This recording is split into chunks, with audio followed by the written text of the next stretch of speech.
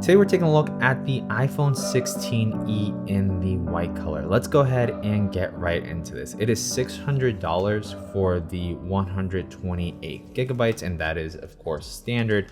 So it's been doubled from the previous SE model that was the cheapest model last time from Apple. And my goodness, I was really excited actually for this white color, specifically for what I just saw right here.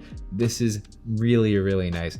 Very nice frosted color. You can almost not really see it very well because of the way the light shines off of it. But my goodness, this looks so clean. I was also really impressed with the black one. It was just so clean as well. But this is the white version. It only comes in black and white. It would have really been nice to see Apple offer some colors and make this a really fun device that maybe a lot of people could get, but I guess that's not Apple's strategy, at least not yet. We're gonna get aluminum on the sides like the iPhone 16s and this matte frosted back, glass back, just like the 16s as well. But this just feels and looks stunning, like absolutely stunning. If you want a white phone, this is very close to pure white. I wouldn't say it is pure white. It kind of looks like it here when the light kind of hits it. It is a little bit frosted and it gives it that kind of gray halo, but it still looks super clean and super nice. I definitely wouldn't say that it feels like a budget phone or looks like a budget phone. I actually think it looks better than even the 16 Pro because I absolutely hate that triple lens design there. It's not my favorite thing. I really wish I would just have this one camera and make that camera be really good and be able to do a bunch of stuff, or maybe put multiple lenses within it. I don't know, but I just think this looks super clean. Let me know what you think in the comments down below. But also when you're holding it here, actually don't bump into the camera at all. Instead, with the 16 Pro, when you hold it, you often just smudge up the cameras and you have to be constantly cleaning it with a shirt, or else you're gonna get weird smudges on the pictures that you take. So I just really like this. So for 600 bucks, what do you get? You get a phone with the action button here on the side. All the buttons are basically the same as the iPhone 16.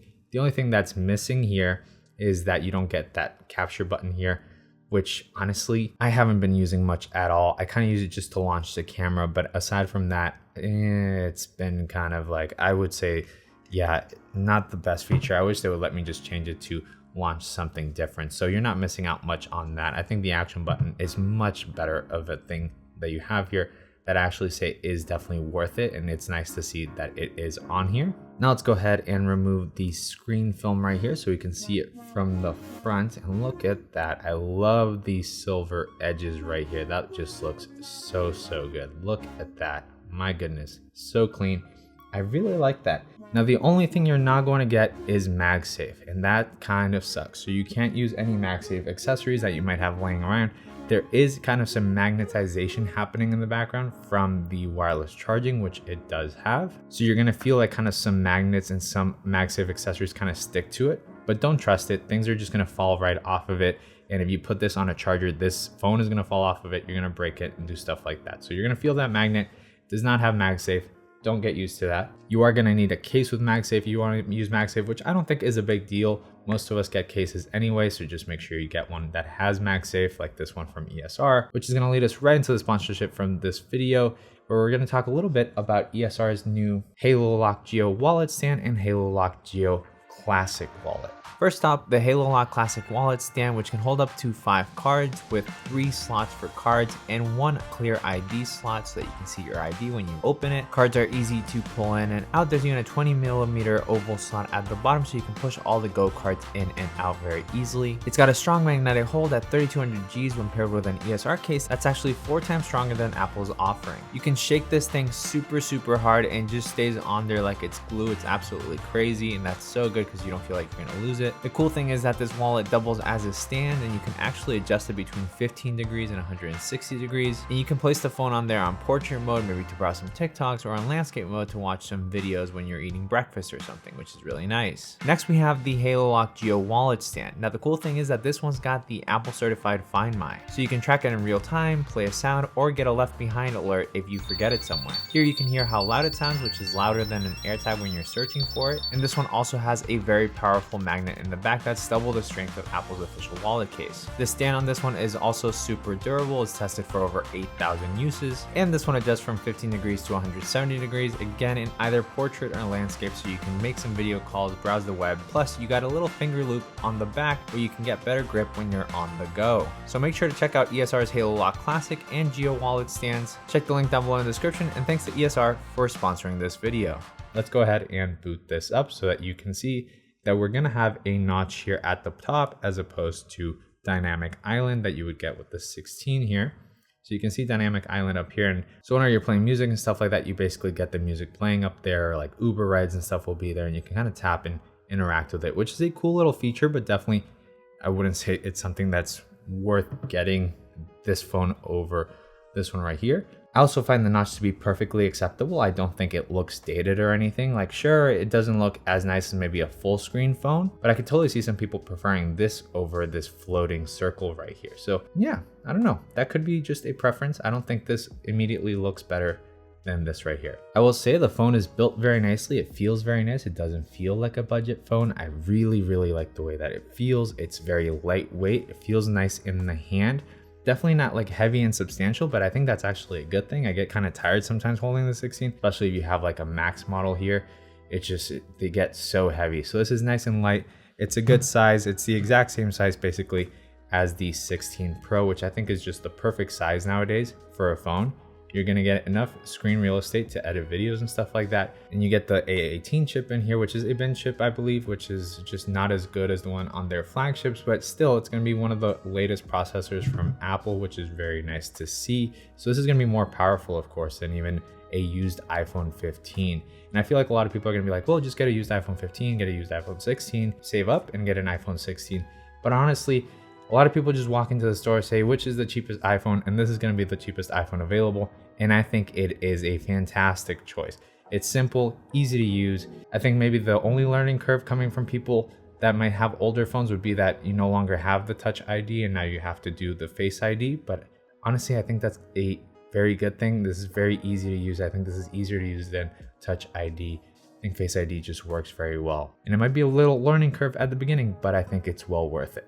Now real quick, what else is in the box? You're gonna get a USB-C to USB-C cable, which is braided. It's absolutely stunning. I love these cables from Apple. They feel very nice, very high quality.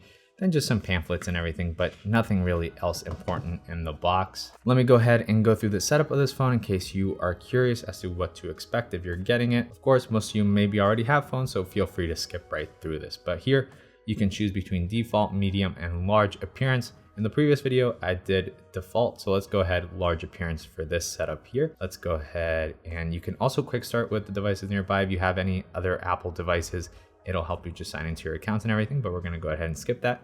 We're gonna sign into our Wi-Fi here. And so here it's gonna take a few minutes to activate the phone. Talking about activate, you're now gonna get a physical SIM card slot on this phone. So if you have a SIM card slot or a SIM card right now on your phone, don't expect to just kind of take it out and put it in. You are going to have to learn about eSIMs and port that over here. If you go to a store like T-Mobile or AT&T, they'll do it for you. If you don't, it's going to be pretty simple. You basically just, if you order online, it'll just basically come set up with your account information. Otherwise, you'll just set it up, but you just sign into the account and it does everything for you. So set up for myself right here. Let me show you Face ID real quick. You might be too used to Touch ID if you're upgrading from an older phone here, but Face ID is really simple to use. Look at this. Just go ahead, turn your head like this, scans your face, and now you never have to worry about it ever again. You can also set it up with a mask if you want to do that. No need for this. Go ahead and continue.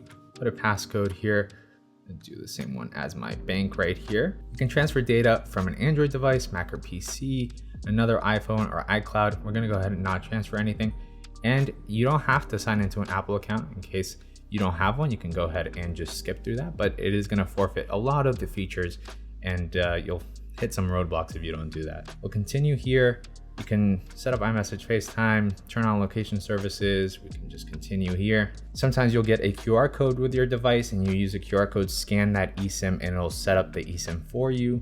And we're gonna go ahead and skip that for now because we don't have one. Screen time is gonna tell you what you're using a lot of on your phone. Doesn't really matter here, nothing important. Light mode or dark mode.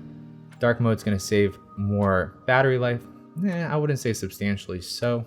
Let's keep it light mode just for the video, ease of use.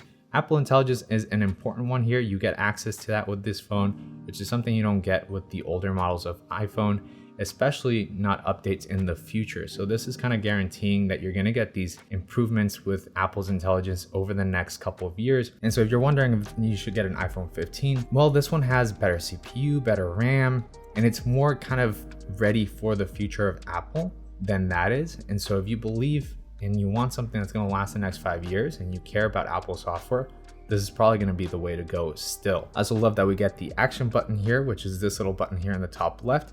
You can set it up to do whatever you want, basically. It's set up as standard as silent mode, which I really wouldn't use that for that. You can use flashlight. I love using flashlight when I walk my dog at night and stuff like that. We got voice memos. I set up magnifier in the last one. I think it's just a good one to show here. And then we also have emergency SOS, crash detection, emergency SOS via satellite as well. So a lot of the newer features that Apple has been showing off on the latest phones are on here as well. So we're gonna go ahead and skip that. You can kind of see that everything's zoomed in because of the mode we picked at the beginning of the setup, which I think is really nice, especially if you have trouble seeing the screen sometimes. So now if we click the action button here, it's going to take us right into magnifier. So if you have to read something with very tiny lettering. So here we can go ahead and click capture. And so then when you capture, you can kind of zoom in there, view it, read it a little bit better. And it's just nice to have stuff like that handy, especially if you're hard of seeing or anything like that. But really nice button. You can customize it to what you want it. And I'm happy that it's on here. But look at that phone. I think it looks really good. If we go into camera, you're gonna go ahead and also have the styles. I almost always go here with warm styles. You're still gonna have portrait mode, all these features. You're gonna have 1x and 2x here as an option when taking pictures. And I feel like the pictures that are gonna come out of this, I'm probably gonna make another video on that, but I think they're gonna be fantastic and better than some of the ones on the 15 and maybe even 15 Pro, depending on how this is rendering the images out. But regardless, it's a very easy phone to use. It is very simple. It is very clean. There's no fuss about it, nothing too crazy about it. You don't have the capture button here on the side like you do on the latest flagships from Apple right here. But honestly, I only use that again to open the camera and I don't think it's a big deal. So yeah, overall, I think you shouldn't feel bad if you want this phone. I think it's a great phone to get, especially if it's your first iPhone. Honestly, I wouldn't recommend anything else but this as your first iPhone. Good battery life, simple on all fronts, even simple on the choices because you only get black or white, so choose and that's it. You don't have to choose between pink and blue and all that. And as much as I like all the colors on the iPhone 16, it's hard to really rationalize that extra price when this basically kind of does the same thing. So yeah, here's one last look right there so we can end this video. White or black, which one would you go for? I would definitely just go for the white one. I think it just looks so clean, fun, vibey. I think it would also match a lot of poppy colored cases like blues and stuff like that, which I tend to also put on, and it doesn't look too serious. But if you don't want to attract attention or anything, definitely just go with the black stealth look. But there it is, the iPhone 16e. I'll do a color comparison in the next videos and maybe check out some of the photos and stuff that come out of this phone. So make sure to stay tuned and I'll catch y'all in the next one. Goodbye.